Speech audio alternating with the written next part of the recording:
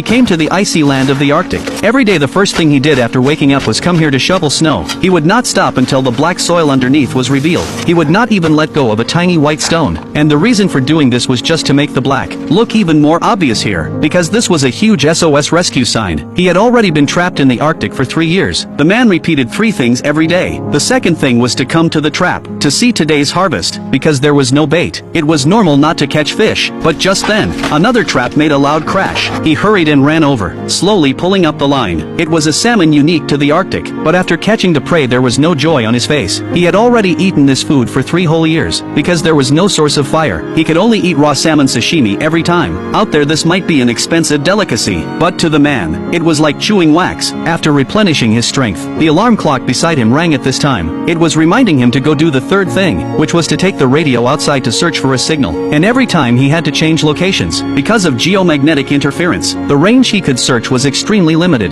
Perhaps only when the signal source came to him, the green light on the machine would turn on. This was the man's daily life. But besides facing the harsh Arctic environment, he also had to be on guard against the animals here. The next day he came to the trap like usual, but found the food box seemed to have been destroyed by something. The fish inside had also disappeared. The next second he saw a huge footprint nearby. It was a polar bear's. He quickly ran back to the plane. In such a season of food shortage, it was not impossible for a polar bear to target humans. But after waiting a long time he did not see its figure. The man thought that guy must have eaten and left, so he decided to go out again to search for a signal. But he unexpectedly found the polar bear wandering not far away. It might have been waiting to attack when its prey lowered its guard. So for now the man was temporarily safe. Then he went to another hill, and continued shaking the radio. But just then a huge storm was approaching from not far away. Soon the wind began howling. The man had no choice but to give up and leave. But right at that moment, the green light suddenly blinked once. Although it was just a moment, even with the slightest chance, he had to try to seize it. Sure enough, with his constant shaking,